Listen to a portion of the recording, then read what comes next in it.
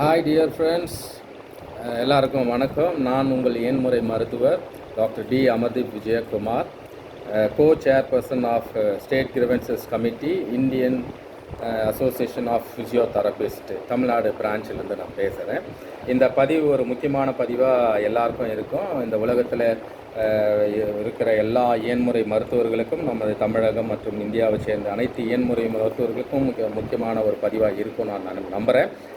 என்ன விஷயம்னா, நடிகரும் மற்றும் சமூக ஊடகங்களில் மற்றவர்களை பற்றி தாழ்வாக இழிவாக மற்றவங்க என்ன வேலை செய்கிறாங்க அப்படின்னு சொல்லிட்டு தான் வேலையை விட்டுட்டு மற்ற வேலையை பார்க்குற மிஸ்டர் பைல்வான் ரங்கநாதன் என்பவருக்கான இது பதிவு.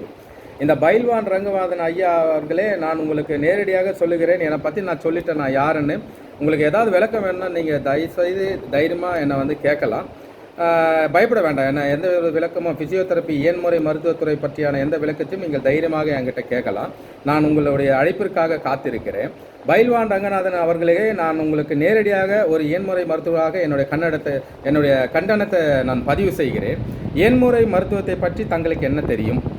ஃபிசியோதெரப்பி ப்ரொஃபஷனை பற்றி உங்களுக்கு என்ன தெரியும்? ஃபிசியோதெரப்பி ப்ரொஃபஷனில் இருக்கிற சட்ட ரீதியான நுணுக்கங்கள் உங்களுக்கு என்ன தெரியும்? சமூக அங்கீகாரம் என்னவென்று உங்களுக்கு தெரியுமா? சட்ட அங்கீகாரம் என்னவென்று உங்களுக்கு தெரியுமா? அப்படி எதுவுமே தெரியாமல் ஒரு தவறான தகவலை ஃபிசியோதெரபிஸ்ட்டை பற்றி மசாஜ் பண்ணுறவங்க, கை கால் அமுக்குறவங்க அப்படின்னு நீங்கள் சொல்கிறீங்க. ஐயா, நல்லா உங்களுக்கு புரிஞ்சுக்குங்க, இது என்னுடைய சாபம் அல்ல. என்றைக்கு மஸ்குலோஸ்கெலிட்டல் டிசார்டர்ஸ் அப்படி என்று சொல்லுவாங்க, அதாவது எலும்பு மூட்டு நரம்பு சம்பந்தப்பட்ட உடல் உபாதைகள் வருகிறதோ, என்றைக்கு மாத்திரை மருந்துகளை அதிகமாக உட்கொண்டு வயிற்று பிரச்சனையால் கோளாறுனால மனதளவில் நீங்கள் உளைச்சல் கொண்டிருக்கிறீர்களோ, என்றைக்கு பக்கவாதம் போன்ற முகவாதம் போன்ற விஷயங்கள் உங்களுக்கு வருகின்றதோ, அதெல்லாம் வந்த பிறகு தான் உங்களுக்கு ஃபிசியோதெரபிஸ்டுடைய முக்கியத்துவம் என்னன்னு தெரியும். இயன்முறை மருத்துவம்னா என்னன்னு உங்களுக்கு தெரியும். ஐயா இயன்முறை மருத்துவத்தை பற்றி நீங்கள் தவறாக பேசி இருந்தாலும் இது மகா கண்டனத்துக்கு உரியது. உலக அளவில் இருக்கிற எல்லா ஃபிசியோதெரபிஸ்டும் இன்றைக்கி உங்கள் மேலே பயங்கர கோபத்தில் இருக்கிறாங்க. ஐயா நீங்கள் ஒரு விஷயம் நான் உங்களுக்கு சொல்கிறேன், கேளுங்க. அதாவது இந்த நீங்கள் ஃபிசியோதெரப்பி பற்றி தெரியாமல், அதுவும் ஒரு அவதூறாக நீங்கள் பேசியிருக்கிறீங்க. தெரியாமல் பேசுகிறதுன்றது மட்டும் இல்லாமல் அவதூறாக பேசியிருக்கீங்க. ஒரு தவறான தகவலை மக்களிடத்தில் நீங்கள் பரப்பியிருக்கிறீங்க. இதுபடி பார்த்தீங்கன்னா, சட்டப்படி பார்த்தீங்கன்னா, நாங்கள் உங்கள் மேலே எங்கள் சங்கத்தின் மூலமாக IPC 499, IPC 500, அது மட்டும் இல்லாமல் த மெட்ராஸ் மெடிக்கல் அமெண்ட்மெண்ட் ஆக்ட் மூலமாக டிஃபமேஷனு, அது மட்டும் இல்லாமல் சமூக ஊடகங்களிலே தவறான தகவல் பரப்புதுன்னு சொல்லிட்டு IT ஆக்ட் 2000 மூலமாக உங்களுக்கு கிட்டத்தட்ட 1, 2, 3, 4 ஒரு 4 கேஸை நாங்கள் பதிவு பண்ணலாங்க. இருந்தாலும் நாங்கள் முறைப்படி நீங்கள் எப்படி முகநூலிலே ஒரு இயன்முறை மருத்துவர்களை பற்றிய அந்த மருத்துவத்துறையை பற்றி சம்மந்தம் இல்லாமல், எதுவுமே தெரியாமல், அறிவில்லாமல், தெளிவில்லாமல் பேசுனீங்களோ, அதனால் அதே முகநூலில் நான் இந்த கண்டனத்தை நான் பதிவு செய்கிறேங்க. ஐயா நல்லா புரிஞ்சுக்குங்க. ஐயா நீங்கள் இந்த தவறான தகவலை நீங்கள் நான் பேசுனது தவறு, தயவுசெய்து மன்னிச்சுக்குங்க அப்படின்னு சொல்லிட்டு ஃபிசியோதெரப்பி பற்றி நல்லா தெரிஞ்சுக்கிட்டு இதே முகநூலில் நீங்கள் இயன்முறை மருத்துவருக்கு ஆதரவாக தயவுசெய்து பதிவு பண்ணுங்கள். இது நீங்கள் செஞ்ச கெட்ட விஷயத்தை நல்ல விஷயத்தினால சரி பண்ணுறதுக்கான ஒரு வாய்ப்புங்க.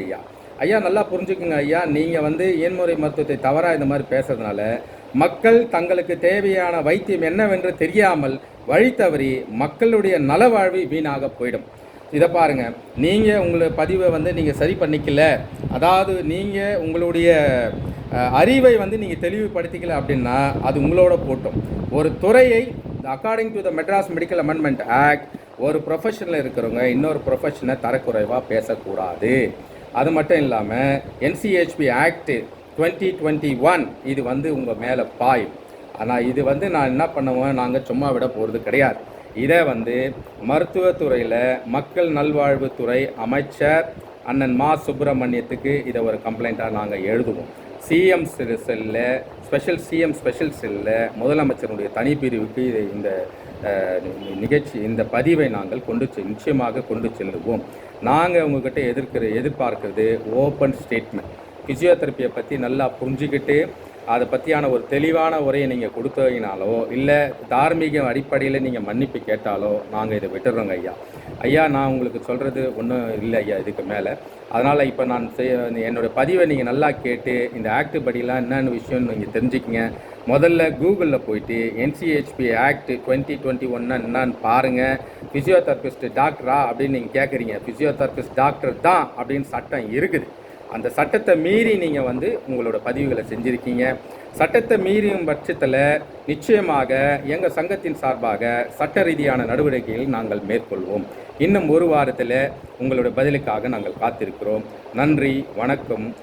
அன்புடன் உலக இயன்முறை மருத்துவர்களுக்காக doctor D. Amardeep Vijayakumar, physiotherapist. நன்றி, வணக்கம்.